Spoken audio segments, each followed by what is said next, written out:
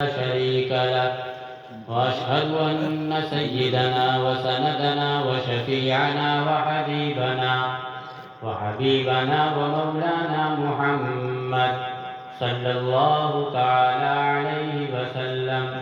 أما بعد، فقد قال الله تبارك وتعالى في القرآن المجيد والفرقان الحميد: أعوذ بالله من الشيطان الرجيم. بسم الله الرحمن الرحيم. إنا أنزلناه في ليلة مباركة إنا كنا منذرين. صدق الله العظيم. قال رسول الله صلى الله عليه وسلم: إذا كانت ليلة النصف من شعبان فقوموا ليلها وصوموا يومها، فإن الله تعالى ينزل لغروب الشمس إلى السماء الدنيا فيقول: ألا من مستغفر فأغفر له، ألا مسترزق فأرزقه، ألا مبتلا فأعافيه، ألا كذا حتى يطلع الفجر، أو كما قال رسول الله صلى الله عليه وسلم. رات کے خواب کی تعبیر سے ڈر لگتا ہے، رات کے خواب کی تعبیر سے ڈر لگتا ہے. کچھ زنا زادے تھے دستار فضیلت باندھے، کچھ زنا زادے تھے دستار فضیلت باندھے. ہم گناہگار سہی ان سے بہت اچھے ہیں، ہم گناہگار سہی ان سے بہت اچھے ہیں. کھڑے رہتے ہیں جو دربار میں نیت باندھے. بزرگان محترم، معزز حاضرین، بہت کم وقت کے لیے آپ کے مابین حائل ہوں. اکابرین علماء کا آپ کے روبرو خطاب ہوگا، آپ حضرات ان سے مستفیض ہوں گے. ارادہ ہے کہ جو قرآن کریم کی آیت اور حدیث مبارکہ پڑھی ہے اسی کے ضمن میں چند باتیں عرض کر دوں. دعا کرتا ہوں کہ اللہ رب العزت ہمیں صحیح کہنے کی، ہم سب کو سمجھ کر اس پر عمل کرنے کی توفیق عطا فرمائے. چونکہ یہ پروگرام شب برات کے تعلق سے ہے، اس میں جو بھی بات کی جائے اس کی فضیلت پر کی جائے، اس کی عظمت پر کی جائے، اس میں کیے جانے والے اعمال پر کی جائے. ہمارے یہاں اس کا بہت بہتر رواج ہے کہ ہم لوگ اس رات کے اندر پروردگار عالم کو راضی کرنے کی کوشش کرتے ہیں. چونکہ اللہ رب العزت نے اس رات کو ہمارے لیے بطور انعام، بطور تحفہ، بطور ہدیہ، اگر انگریزی لفظ میں کہیں کہ آفر کے طور پر پیش کیا ہے. اب اگر کوئی آفر ہمارے سامنے پیش کر دیا جائے اور ہم اس آفر کا لابھ نہ اٹھائیں تو ہم سے بڑا محروم کوئی نہیں ہو سکتا. اس رات کے اندر بھی اگر کوئی اپنی بخشش نہ کروا پائے اور اللہ رب العزت کو راضی نہ کر پائے تو میں یہ کہتا ہوں کہ محرومی کے علاوہ کوئی معاملہ ہے ہی نہیں اس کا. یا تو سبب یہ ہے کہ کاہلی ہے، یا تو سبب یہ ہے کہ ہمارے دل گناہوں سے سیاہ ہو چکے ہیں، اور وہ سیاہی ایسی سیاہی ہے کہ ہمیں عبادت کی طرف راغب نہیں کرتی، ہمیں عبادت سے دور کر دیتی ہے. اسی لیے اس رات کے اندر گاہے بگاہے جا بجا پروگرام کا انعقاد کر کے امت مسلمہ کو یہ باور کرانے کی یا دہانی کرانے کی کوشش کی جاتی ہے کہ اس رات کے اندر اللہ رب العزت بہت خاص انعام نازل فرماتا ہے. ابھی حدیث مبارکہ پڑھی، اس کے اندر پروردگار عالم کی طرف سے اللہ کے نبی صلی اللہ علیہ وسلم نے ارشاد فرمایا کہ اس رات کے اندر جو بھی قیام و سجود کرے گا، جو اس رات کے اندر نوافل کا اہتمام کرے گا، اللہ رب العزت اس کو گناہوں سے پاک و صاف فرما دے گا. اب یہ ہمارے لیے بہت خوش قسمتی کی بات ہے. ہم سوچتے ہیں کہ ہمارے گناہ معاف ہو جائیں، ہم سوچتے ہیں کہ ہماری عادتیں بدل جائیں، ہم سوچتے ہیں کہ ہمارے گھروں کے حالات درست ہو جائیں، ہم سوچتے ہیں کہ ہم دیندار بن جائیں، نیک بن جائیں، ہم سوچتے ہیں کہ ہمارا نیکوں میں نام آنے لگے، لیکن یہ سوچنا محض کافی نہیں ہے۔ اللہ کے نبی صلی اللہ علیہ وسلم اگر سوچتے کہ طائف والے مسلمان ہو جائیں کبھی وہاں قدم نہیں رکھتے۔ اللہ کے نبی اگر سوچتے کہ مکے والے مسلمان ہو جائیں تو ہجرت کر کے کبھی مدینہ نہیں جاتے بطور مصلحت۔ اللہ کے حکم سے مدینہ نہیں جاتے۔ اللہ کے نبی صلی اللہ علیہ وسلم نے کر کے دکھایا، سوچا نہیں ہے۔ اور ہمارے اندر ایک عادت یہ ہے کہ ہم سوچتے ہیں اور کرتے کچھ بھی نہیں۔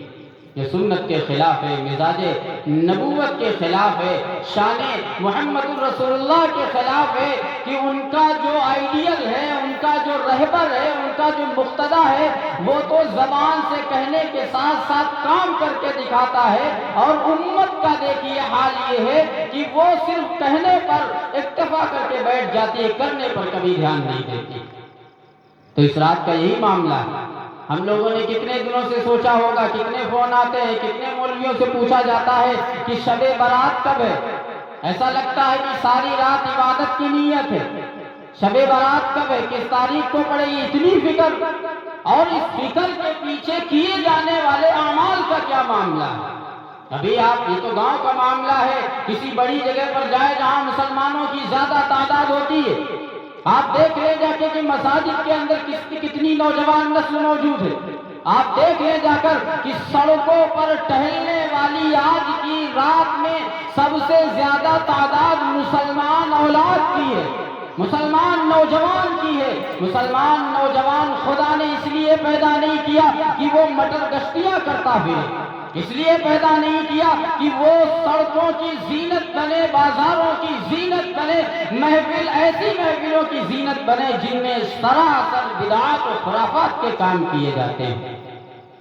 اللہ نے مسلم نوجوان کو صرف اور صرف، مسلمان معاشرے کو صرف اور صرف اس لیے پیدا کیا ہے کہ رب العزت کی وحدانیت کو بیان کرے، اس کے سامنے سر بسجود ہو۔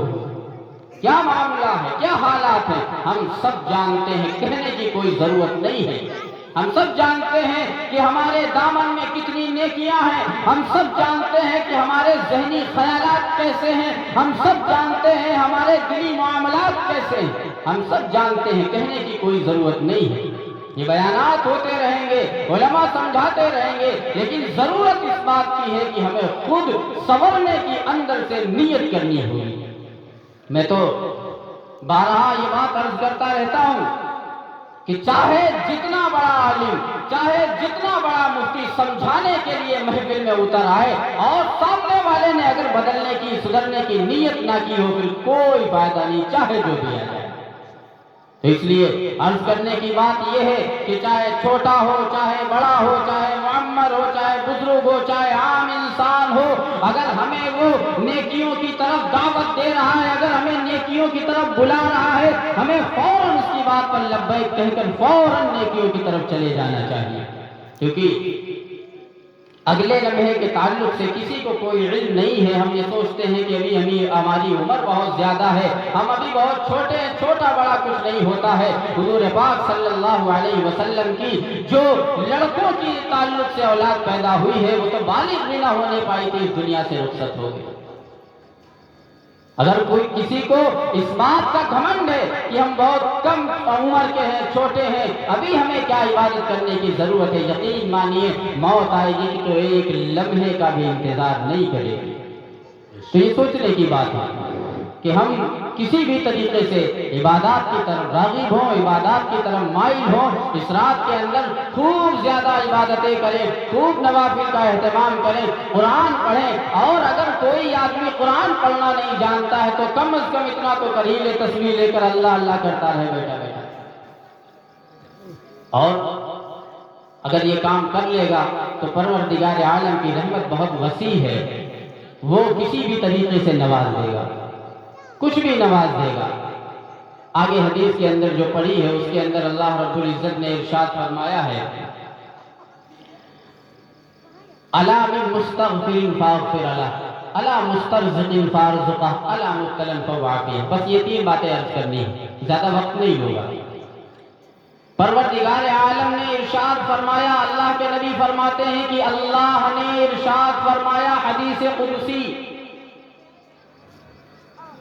الا من مستغفر فاغفر لہ، اس سے بڑھ کر مسلمان مردوں، عورتوں، بچوں، بوڑھوں، بزرگوں کے لیے اللہ کا کیا انعام ہوگا کہ اللہ رب العزت خود بلا رہا ہے، الا من مستغفر فاغفر لہ۔ کیا ہے کوئی تم میں سے جو اپنے آپ کو گنہگار سمجھتا ہو؟ کیا ہے تم میں سے کوئی ایسا جو اپنے آپ کو شرابی سمجھتا ہو؟ کیا ہے تم میں سے کوئی ایسا جو اپنے آپ کو زانی سمجھتا ہو؟ کیا ہے تم میں سے کوئی ایسا جو والدین کی نافرمانی کرنے والا اپنے آپ کو سمجھتا ہو؟ کیا ہے تم میں سے کوئی ایسا جو قرآن کی تلاوت کرنا چاہتا ہو؟ کیا ہے تم میں سے کوئی ایسا جو خدا کو پہچاننا چاہتا ہو؟ کیا ہے تم میں سے کوئی ایسا جو محمد رسول اللہ کی اطاعت کرنا چاہتا ہو؟ کیا ہے تم میں سے کوئی ایسا جو نمازیں سیکھنا چاہتا ہو؟ کیا ہے تم میں سے کوئی ایسا جو گھریلو معاشرے کو سدھروانا چاہتا ہو؟ کیا ہے تم میں سے کوئی ایسا جو اپنی نعمتوں میں اضافہ کروانا چاہتا ہو؟ کیا ہے تم میں سے کوئی ایسا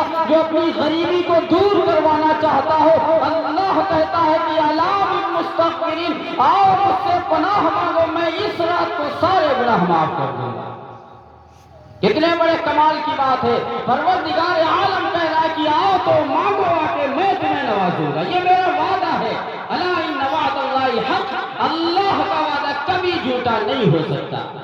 آؤ مانگو آ کے، گناہوں کی مغفرت چاہو آ کے، میری پناہ میں آؤ، میرے سامنے آؤ۔ ایک قطرہ خدا کے خوف سے اگر زمین پر گر گیا، پروردگار عالم کا وعدہ ہے سارے گناہ معاف فرما دے۔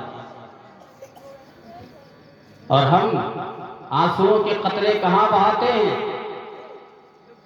اگر کوئی معاملہ پھنس جائے، کھیتی باڑی کا، زمین کا، گھریلو جھگڑے کا، گھریلو مسئلے کا، کسی مسلمان بھائی سے کسی مخالفت کا کوئی معاملہ پھنس جائے، تو ہم جا کر ایسے لوگوں کے سامنے آنسو بہاتے ہیں، ہاتھ جوڑتے ہیں جن کے خود کے مسئلے تک حل نہیں ہوتے ہیں۔ میں عرض کر دوں، مثال کے طور پر پہنچ گئے پردھان جی کے پاس، وہ ہماری زمین کا مسئلہ حل کروا دیجیے، ٹھیک ہے حل کروا دیں گے۔ اب پردھان صاحب کا معاملہ یہ ہے کہ ان کے گھر کا مسئلہ خود ان سے نہیں سمجھ رہا، وہ سنبھالیں گے آپ کو۔ تو کہنے کی بات یہ ہے کہ احکم الحاکمین، حاکموں کے حاکم کے پاس آؤ، اس سے کہو کہ میرا فلاں بھائی نے یہ نقصان کیا ہے، میں چاہتا ہوں کہ تو پروردگار عالم میرا انصاف فرما۔ پھر دیکھو کیسے راستے کھلتے ہیں۔ الا مبتلا فعافیہ، اگر کسی بیماری میں، پریشانی میں مبتلا ہو، اگر کوئی دقت ہے، کوئی پریشانی ہے، کوئی دشواری ہے، کوئی صعوبت ہے، کوئی مشکل ہے، آؤ پروردگار عالم کے پاس، وہ تمہارے سارے مسائل کو حل کرے گا۔ آؤ اپنے پروردگار کی بارگاہ میں، وہ تمہارے سارے معاملات کو حل کر دے گا۔ دنیا کا کوئی طاقتور انسان بغیر مطلب کے، بغیر فائدے کے، بغیر خود غرضی کے کوئی بھی ہمارا مسئلہ حل کرنے والا نہیں ہے۔ ہر ایک کے اپنے اپنے مسائل ہیں، اپنی اپنی ضروریات ہیں، اور خدا کے لیے کوئی مسائل نہیں، کوئی ضروریات نہیں، خدا بے نیاز ہے۔ ہم چاہے جتنا بڑا مسئلہ خدا کے پاس لے کر جائیں، خدا چاہے گا تو پل بھر میں تمام مسائل کو حل کر دے۔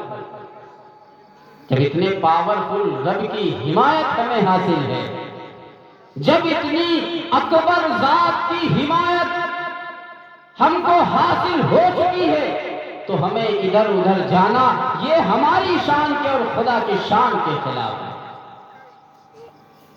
کسی کے شان کے خلاف ہم کوئی بات کریں اور اسے علم ہو جائے کہ یہ بندہ میری شان کے خلاف باتیں کرتا ہے، مجھ سے نہیں کسی دوسری پارٹی سے امیدیں لگائے بیٹھا ہے، تو وہ ناراض ہو جائے گا کہ بھائی جہاں آپ جا رہے تو وہیں جائیے، ہمارے پاس مت آئیے۔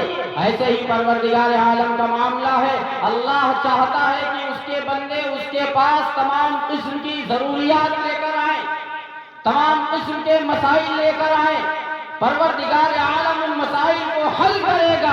اگر حل نہ کرے تو پھر کہا جائے نیتوں میں درستگی ہو, اخلاص ہونا چاہیے, اخلاق بہتر ہونا چاہیے. اس رات کے اندر بخشش کا جہاں تک معاملہ ہے, فرمایا کہ اپنے دلوں کو بالکل صاف کر لیا جائے. اگر دل صاف نہیں ہے, پوری رات سجدے میں پڑے رہو گے, پروردگار عالم متوجہ نہیں ہوگا. اگر پوری رات سجدے میں پڑے رہو گے, پروردگار عالم متوجہ نہیں ہوگا.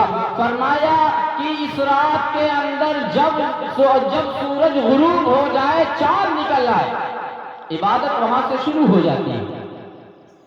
اب انسان کو چاہیے کہ اسی وقت سے یہ کہنا شروع کرے, اے پروردگار عالم ہمارے دل میں اگر کسی کے لیے کینہ ہو وہ دور فرما دے. اے پروردگار عالم ہمارے دل میں اگر کسی کے لیے حسد ہو وہ دور فرما دے. اے پروردگار عالم اگر ہم نے کسی کا حق مارا ہو, کھایا ہو, ظلم کے ساتھ, جبر کے ساتھ, دھوکہ دے کر, اللہ ہمیں توفیق عطا فرما دے اس بات کی کہ میں اس کا حق ادا کر سکوں. ہمارے مسلم معاشرے کے اندر سب سے زیادہ اگر کوئی بگاڑ کی بات ہے تو اخلاق کے اعتبار سے اور حقوق کے اعتبار سے.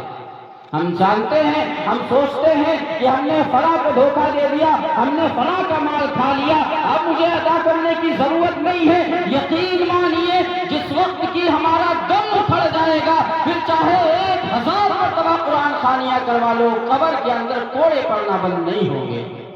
ہم نے تو حق مار رکھا ہے مسلمان بھائی کا, ہم نے تو پریشان کر رکھا اپنے آس پڑوس کے لوگوں کو, ہم نے تو پریشان کر رکھا ہے اپنے بچوں کو, اپنی بیویوں کو. ان کو پریشان کرنے کے بعد ہم چاہتے ہیں کہ قرآن خالی پڑھ کر ہماری بخشش ہو جائے, تو یہ پھر کوئی بخشش کی بات نہیں ہوگی.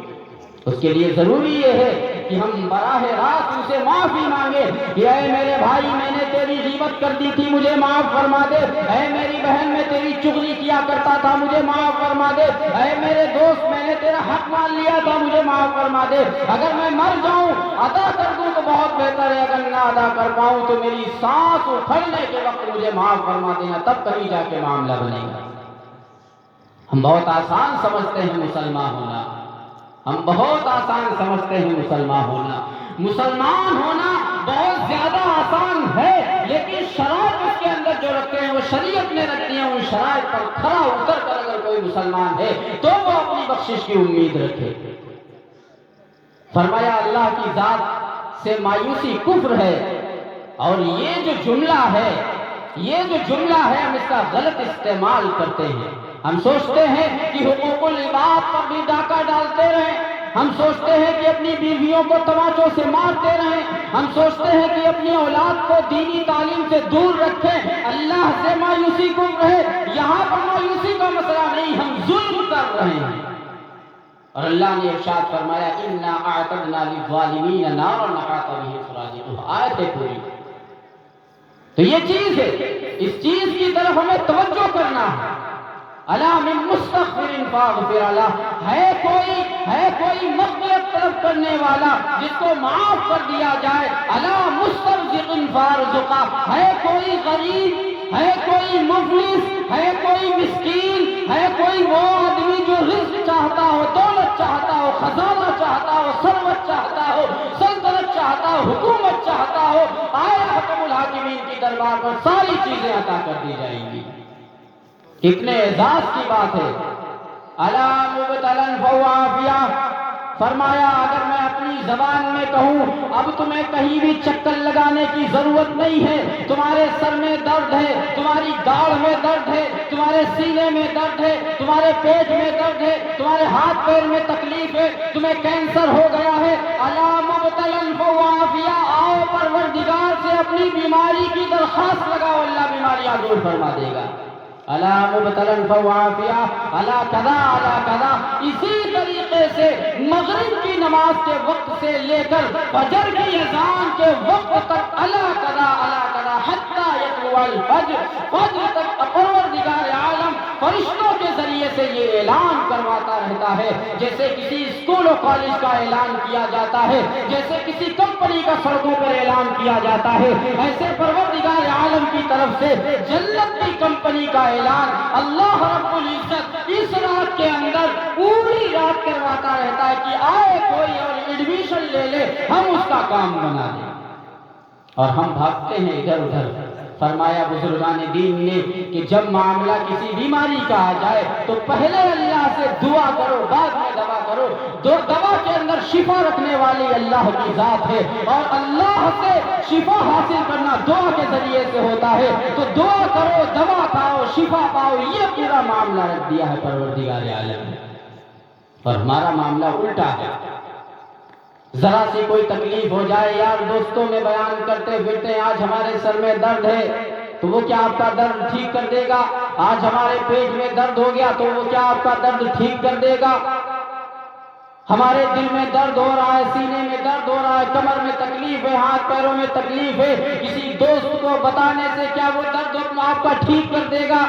فرمایا نہیں، یہی الفاظ اگر آپ اپنے رب سے حکم الحاکمین سے کہتے وہ تمہاری تمام بیماریاں ٹھیک کر دے گا۔ تو بس چھوٹی سی بات ہے، حدیث کے اندر یہ 3 نکات بیان کیے گئے ہیں کہ گناہ گار اپنے آپ کو سمجھتے ہو، کتنی اچھی بات کہی کہ گناہ گار اپنے آپ کو اگر سمجھتے ہو تو آؤ، گناہ گار ہو سمجھتے نہیں ہو تو ہم سے بڑا فرعون کون ہو سکتا ہے؟ ہم گناہ بھی کریں، گناہ گار بھی نہ سمجھیں، ہم سے بڑا بدتر ظالم محروم انسان کوئی نہیں ہے۔ ہنسنا کھیلنا بولنا مستی مذاق کرنا شریعت میں منع نہیں، روڈوں پر ٹہلنا شریعت میں منع نہیں، بازاروں میں جانا شریعت میں منع نہیں۔ آپ ہنسیے کھیلیے مسکرائیے، تمام قسم کی جو چیزیں آپ کی طبیعت کو سکون دیتی ہوں وہ آپ سارے کام کیجئے۔ فرمایا کہ تمام کام کرتے وقت خدا کا خوف ہونا چاہیے، خوف خدا کے ساتھ اگر آپ کھیل بھی کھیلیں گے فرمایا وہ عبادت بن جائے گی۔ آپ اگر بازار جا رہے ہیں دل میں خوف خدا ہے تو آپ کا بازار جانا بھی عبادت ہے۔ آپ اگر کسی ڈاکٹر سے دوا لینے کے لیے جا رہے ہیں دل میں یہ نیت ہے کہ شفا اس ٹیبلٹ کے اندر گولی کے اندر خدا ڈالے گا، فرمایا عبادت کا کام آپ کر رہے ہیں۔ آپ اپنے بچوں کا پیٹ پالنے کے لیے کھیت جا رہے ہیں اور نیت یہ ہے کہ میری اولاد بڑی ہوگی خدا کی عبادت کرے گی، فرمایا عبادت کر رہے ہیں آپ۔ عبادت صرف نماز کا نام نہیں ہے، مسلمان کے ہر انگ سے ظاہر ہونے والے صادر ہونے والے ہر ایک اعمال کا نام خوف خدا کے ساتھ وہ عبادت ہے۔ اس کے علاوہ نمازیں پڑھنا، روزے رکھ لینا اور اپنے آپ کو مکمل مومن سمجھ لینا یہ سب سے بڑی ہماری بھول ہے۔ فرمایا کہ دل کے اندر اگر کینہ ہے، بغض ہے، حسد ہے، عداوت ہے، اگر ہمارے دلوں میں کسی کے لیے نفرت ہے، اگر ہمارے دلوں میں خدا کے علاوہ کسی اور کی طرف سے ہمارے دلوں میں وساوس آ رہے ہیں، کسی کے لیے ہمارے دل میں مدد کی تمنا ہے، ہم چاہتے ہیں کہ کوئی اور ہم یہ سوچتے ہیں کہ کوئی اور ہماری مدد کرے گا اور سجدہ خدا کا کر رہے ہیں، فرمایا ساری زندگی سجدے میں پڑے رہو، کوئی فائدہ ہونے والا نہیں ہے۔ اگر فائدہ حاصل کرنا ہے، اگر مغفرت کروانی ہے، خدا کو راضی کرنا ہے، سب سے زیادہ ضروری ہے دل میں خوف خدا ہو۔ جب دل میں خوف خدا آ جائے گا تو بچوں کی صحیح تربیت بھی کی جائے گی۔ جب دل میں خوف خدا آ جائے گا اپنے بھائی کے پورے حق بھی ادا کر دیے جائیں گے۔ جب دل میں خوف خدا آ جائے گا بہنوں کو میراث میں حصہ بھی دے دیا جائے گا۔ جب دل میں خوف خدا آ جائے گا کسی کے گھر ڈاکہ چوری نہیں کریں گے، کسی پر گندی نگاہ نہیں ڈالیں گے، کسی کے خلاف پلاننگ نہیں کریں گے، شریعت نہیں رچیں گے۔ جب خوف خدا دل کے اندر ہوگا تو حرام مال نہیں کھائیں گے۔ جب خوف خدا دل میں ہوگا تو ہم شراب نہیں پیئیں گے۔ جب خوف خدا دل میں ہوگا تو ہم جوا نہیں کھیلیں گے۔ جب خوف خدا دل میں ہوگا تو ہم اپنی زبان کا غلط استعمال نہیں کریں گے۔ یہ سوچنے اور سمجھنے کی باتیں ہیں، روزانہ پیش آنے والی باتیں ہیں۔ میں بہت بڑے واقعات نہیں عرض کر رہا ہوں، میں بہت بڑی باتیں نہیں عرض کر رہا ہوں۔ ہمارے مسلم معاشرے میں روزانہ ہونے والی یہ باتیں ہیں، ایک دوسرے کو گالی بک دینا، ایک دوسرے کو نیچا دکھانا، ایک دوسرے کا مذاق اڑانا، یہ محمد الرسول اللہ کی سنت کے خلاف ہے، محمد الرسول اللہ کے مزاج کے خلاف ہے، مزاج نبوت کے خلاف ہے، شان نبوت کے خلاف ہے۔ محمد رسول اللہ کا معاملہ تو یہ ہوتا تھا، ہر مسلمان کو وہ بہت عزت و احترام کی نگاہ سے دیکھتے تھے۔ ہمارا رہبر جب عزت و احترام دیتا ہے تو ہم کس کھیت کی مولی ہے کسی کو ذلیل کریں، کسی کو رسوا کریں؟ یہ رات و رات ہے، اس رات کے اندر دل کو پاک کر لو، آپ پاک ہو جائیں گے۔ کوئی بہت زیادہ عبادت کرنے کی ضرورت نہیں ہے، آپ 4 رکعت کی اگر خوف خدا سے تمام مسلمان بھائیوں سے معافی مانگ کر، اپنے گھر والوں سے معافی مانگ کر، حق ادا کر کر 4 رکعت بھی اگر پڑھ لیں گے تو فرمایا اس رات کا سارا ثواب آپ کو حاصل ہو جائے گا۔ یہ کرنے کی بات ہے، یہ کرنے کی بات ہے۔ فرائض کا بھی معاملہ ہے، اور بھی بڑے مسائل ہیں، بہرحال ان کا عرض کرنا یہاں پر میں بات کو طول دینے کے مترادف سمجھتا ہوں۔ میرا جو وقت متعین تھا تقریباً مکمل ہے، کیونکہ مجھے آگے بھی جانا ہے ابھی، تو میں اتنی ہی باتیں عرض کروں گا۔ 3 باتیں میں نے آپ کے سامنے رکھی، الا من مستغفر فاغفر الا مسترزق فارزق الا مبتلا فعافیہ۔ مغفرت طلب کرنا ہے، گناہگار اپنے آپ کو سمجھتے ہو، گناہ کر چکے ہو، کر کے گناہگار سمجھتے ہو، آؤ دربار خدا بندی میں معافی مانگو، معاف کیا جائے گا۔ الا مبتلا فعاف الا مسترزق فارزق، تنگ دست ہو، غریب ہو، مفلس ہو، رزق میں تنگی ہے، آؤ پروردگار کی بارگاہ میں ایک آنسو گراؤ اور اپنی غریبی کا رونا رو دو، اللہ امیر بنا دے گا۔ الا مبتلا فعافیہ، اگر تم بیمار ہو، چاہے جتنی بڑی بیماری ہو، چاہے جتنی چھوٹی بیماری ہو، آؤ پروردگار کی بارگاہ میں کہو کہ میں بیمار ہوں، اللہ معاف فرما دے گا۔ 3 باتیں ہیں، ان 3 باتوں پر اگر کسی نے عمل کر لیا، انشاءاللہ اس کی آنے والی پورے سال کی زندگی درست ہو جائے گی۔ کریں گے بھائی سب لوگ انشاءاللہ؟ اللہ رب العزت عمل کی توفیق عطا فرمائے، آمین۔ وآخر دعوانا